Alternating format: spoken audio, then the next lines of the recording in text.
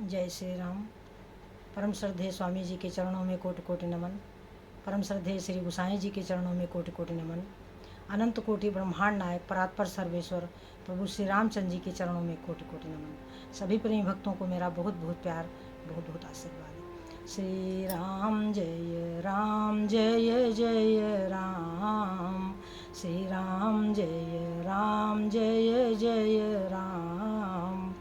मंगल मूर्ति मारुति नंदन, सकल मंगल मूल निकंदन। पवन तनय संतन हितकारी, हृदय विराजत अवध बिहारी। मातु पिता गुरु गणपति नारद, शिवा समेत शंभु सुख सारद।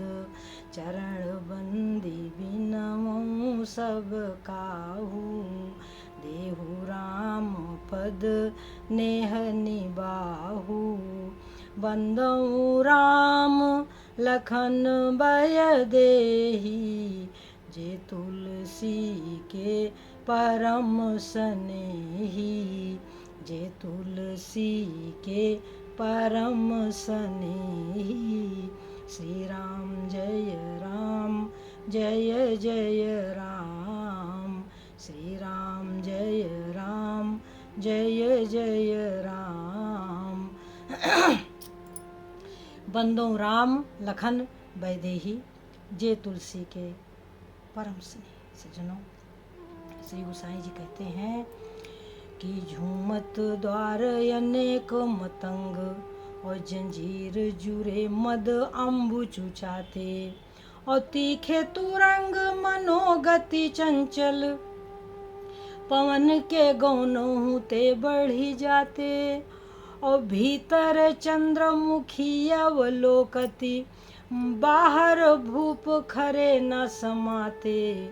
और ऐसो भयो तो कहा तुलसी, ऐसो भयो तो कहा तुलसी। जो पर जानकी नाथ के रंग न राते। तो सज्जनों, झूमत द्वार अनेक मतंग, जंजीर जुरे मद अम्ब चुचाते। तीखे तुरंग मनोगति चंचल। कहने का तात्पर्य यह है कि तुम पूरी सृष्टि के महाराजा हो, तो भी अगर तुम्हारे मन में भगवान की भक्ति नहीं है, तो ऐसो भयो तो कहा तुलसी। जो पे जानकी नाथ के रंग न राते। धन्य है वह तुलसीदास जी कि वह कहते हैं प्रभु श्री रामचंद्र जी के बारे में कि अवधेश के बालक चारि सदा, तुलसी मन मंदिर में बिहरे। अवधेश के बालक चारि सदा, तुलसी मन मंदिर में बिहरे। तो भगवान जिसके मन में रमण करने लग जाएं, तो उसका सीधा साधा मार्ग ये है कि मंगल करनी कलिमल हरनी, तुलसी कथा रघुनाथ की। गति कूर कविता सरित की, ज्यों सरित पावन पाथ की। प्रभु सुजस संगति भनित भली, होई है सुजन मन भावनी। भव अंग भूति मसान की, सुमिरत सुहावनी पावनी। तो जो ये भगवान राम की कथा है, वो मंगलों को करने वाली है। मंगल करनी कलिमल हरनी। कलयुग के जो पाप हैं, जो हमारी बुद्धि पाप में लिपायमान है, जो पाप में लिप्त है, उससे हमको हमारी रक्षा करने वाली है। क्योंकि सबसे पहले जीव के मन में पाप निवास करता है, और वो जीव यदि राम कथा सुनेगा तो मंगल करनी कलिमल हरनी, तुलसी कथा रघुनाथ की, भगवान की कथा से जो हमारे मानसिक पाप हैं वो दूर हो जाएंगे। तो जब मन में पाप नहीं होगा तो हमारे द्वारा पाप नहीं हो सकता। सबसे पहले पाप मन में आता है, फिर वो क्रिया में परिणत होता है। और यदि हम राम कथा सुनते रहेंगे, राम नाम जपते रहेंगे, राम का ध्यान करते रहेंगे, गत वीडियो में भी मैंने बताया कि भगवान का ध्यान, भगवान के नाम का जप और भगवान के गुण, लीला, तत्व और रहस्य की चर्चा, ये तीन जिसके जीवन में है, समझ लो कि वो संसार रूपी सागर से तर चुका है। वो तर चुका है, उसको पता नहीं है, परंतु उसका उद्धार हो चुका है। कैसे हो चुका है मैं आपको बताऊं। सुखदेव परमहंस जन्म से ही परमहंस थे। जब उनका जन्म हुआ तो उन्होंने अपने माता पिता की तरफ नहीं देखा, सीधा वो वन में चले गए और जा करके भगवान का भजन करने लगे। वह माया में ना फंसे, इसलिए वो जन्म ही नहीं ले रहे थे। वो ही सुखदेव परमहंस जब पिता के पास आए और कथा सुनने लगे तो उनके मन में शंका थी कि मैं परमहंस की गति को प्राप्त हो चुका हूँ या नहीं। तो व्यास जी ने सोचा कि अब इनको कैसे बताया जाए कि ये परमहंस की गति को प्राप्त हो चुके हैं, जबकि ये जन्म से ही परमहंस हैं। तो उनको जनक दरबार में भेजा और वहाँ उनकी कड़ी परीक्षा हुई। वो परीक्षा में पास हुए और तब उनको विश्वास हुआ कि मैं परमहंस हूँ। तो जिसके मन में भगवान का ध्यान होता है और जिसके मन में सत्संग से प्रेम है, सद्गुरु से प्रेम है, जो भगवान राम के नाम का जप करता है, अपने इष्ट देव के नाम का जप करता है, और जो भगवान के गुण, लीला, तत्व और रहस्य को सुनता है और सुनाता है, वो सब प्रकार के पापों से बच जाता है। मेन बात यह है कि समस्त पापों से बचने के लिए हम कहते हैं कि हम बहुत बड़े बैरागी नहीं हैं, परंतु हमें सांसारिक सुख तो चाहिए, हमें एक सुंदर जीवन तो चाहिए।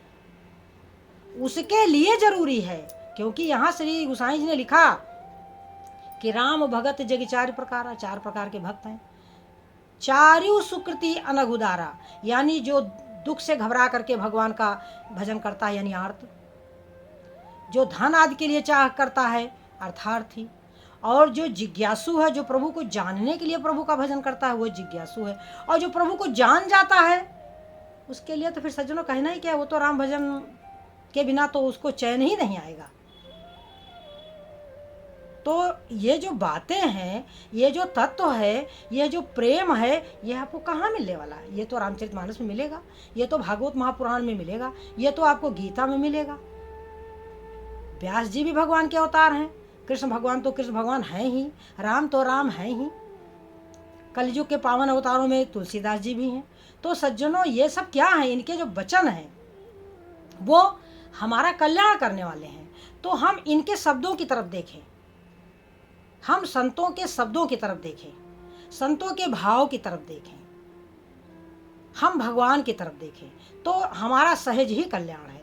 संसार का सुख तो हर कोई चाहता है, तो यदि सुख चाहता है तो उसके लिए ही वो साधना करे, संकट से घबरा करके भगवान को पुकारे, वो धन आदि के लिए प्रभु को पुकारे, वो जिज्ञासु बनकर प्रभु को पुकारे, और जब जान जाए तो फिर जान ही जाए। जानने के बाद तो फिर क्या कहना, एक बार हम नारायण को जान जाएं तो सत्संग सुनते रहें, सत्संग सुनते रहें, भगवत चर्चा सुनते रहें। इसलिए मंगल करनी कलिमल हरनी, तुलसी कथा रघुनाथ की, गति कूर कविता सरित की, ज्यों सरित पावन पाथ की। जहाँ पर हमारे तुलसीदास जी महाराज कहते हैं कि राम नाम नर केसरी, कनक कशिप कलिकाल। ये कलयुग ही हिरण्यकशिपु है, और भगवान राम का जो नाम वही नरसिंह भगवान है। राम नाम नर केसरी, कनक कशिप कलिकाल, जापक जन प्रहलाद सम, पाली हैं दलि सुरसाल। तो जो भगवान के नाम का जप करते हैं वह प्रहलाद के समान है, और ये कलयुग जो है हिरण्यकशिपु है। तो ये जो प्रभु श्री रामचंद्र जी का नाम है सब प्रकार से हमारी रक्षा करेगा। तो जब एक दोहा ही हमारा कल्याण कर देगा। कहते हैं कि एक घड़ी आधी में पुनियाद, तुलसी संगत साधु की कटे कोटि अपराध, करोड़ों अपराध कट जाते हैं सज्जनों। पाप क्या है? पाप तो रुई का ढेर है, और भगवान का नाम क्या है? वो माचिस की तेली है, वो आपके पाप को भस्म कर देगी। परंतु आपको भगवान की शरण लेनी चाहिए, मन से लेनी चाहिए। सत्संग सुनते रहें और जितना पकड़ पाएं, जितना मोती बटोर पाएं, जितना, क्योंकि अनमोल निधि है ये। एक तो मानव जीवन अनमोल, ऊपर से भगवान के नाम अनमोल, भगवान की कथा अनमोल, संतों के वचन अनमोल। तो सज्जनों ये सब अनमोल हैं। श्री गोसाई जी कहते हैं कि रघुपति भगति सजीवनी मूरी, भगवान की भक्ति संजीवनी जड़ी है। अनुपान श्रद्धा मति पूरी, यदि इसका सेवन किया जाए, अनुपान श्रद्धा मति पूरी, पूरी श्रद्धा से इसका सेवन किया जाए, ये संजीवनी जड़ी है। तो इस प्रकार से आपके जो मानसिक रोग हैं, काम क्रोध मद लोभ अहंकार ईर्ष्या द्वेष जो भी है, पर सुख देख जरनि सोई छई, जो दूसरे के सुख को देख करके जलन होती है वो छई रोग है, छई। कुष्ठ दुष्टता मन कुटिलई, जो मन की कुटिलता है वो कोढ़ है, कोढ़। कुष्ठ दुष्टता, जो हमारे भीतर दुष्टता है, जो कुटिलता है, वो हमारे कोढ़ है, कोढ़। हमारे मन पर कोढ़ चढ़ा हुआ है सज्जनों, इसलिए हम दुष्ट हैं, हमारे मन में कुटिलता है। और हम कैसे बचेंगे? राम कृपा नासहि सब रोगा, जो यही भांति बने संजोगा। रघुपति भगति सजीवन मूरी, अनुपान श्रद्धा मति पूरी। पूरी श्रद्धा से अपनी मन बुद्धि चित्त को लगा करके इसका सेवन करें। कैसे है? राम राघव राम राघव राम राघव रक्ष माम, कृष्ण केशव कृष्ण केशव पाहि माम। राम राघव रक्ष माम, राम राघव रक्ष माम। कृष्ण केशव पाहि माम। अनेकों मंत्र हैं, अनेकों श्लोक हैं, अनेकों स्तोत्र हैं। कुछ भी एक पकड़ लें, कुछ भी, आपका जीवन धन्य हो जाएगा, आपका मन पवित्र हो जाएगा। क्यों? विमल ज्ञान जल जब सो नहाई, जब आपका मन पवित्र ज्ञान में स्नान कर लेगा, तब रहा राम भगति उर छाई, तब आपके हृदय में भगवान की भक्ति छा जाएगी। उसके लिए जरूरत है विमल ज्ञान, पवित्र ज्ञान में अपने मन को नहलाएं। वो पवित्र ज्ञान शास्त्रों में है, वो पवित्र ज्ञान सत्संग में है। सज्जनों, जिस संत की वाणी आपको प्रिय लगती है, जो जाकी सरणी गहे ताको ताकी लाज। संत में कोई भेदभाव नहीं, संत कोई शरीर नहीं होता है, संत होता है शब्द। थोड़ा विचार करें कि जो संत शब्दों को बोलते हैं वो क्यों पूजे जाते हैं, उनका क्यों आदर सत्कार होता है। उनके जो शब्द हैं वो आपके लिए कल्याणमय है, आनंदमय है, सुखमय है। यदि उनके शब्दों को आप पकड़ेंगे तो आपका सहज ही कल्याण है। तो संत कोई शरीर नहीं होता, संत शब्द होता है, संत ज्ञान होता है, संत प्रेम होता है। संत वो होता है जिसके मन में लोक कल्याण की भावना है, वो आपको एक सही दिशा देता है, वो संत होता है। अब आपका क्या कार्य है कि साधु ऐसा चाहिए जैसा शुभ सुभाए, सार सार को गहराए थोथा दे उड़ाए।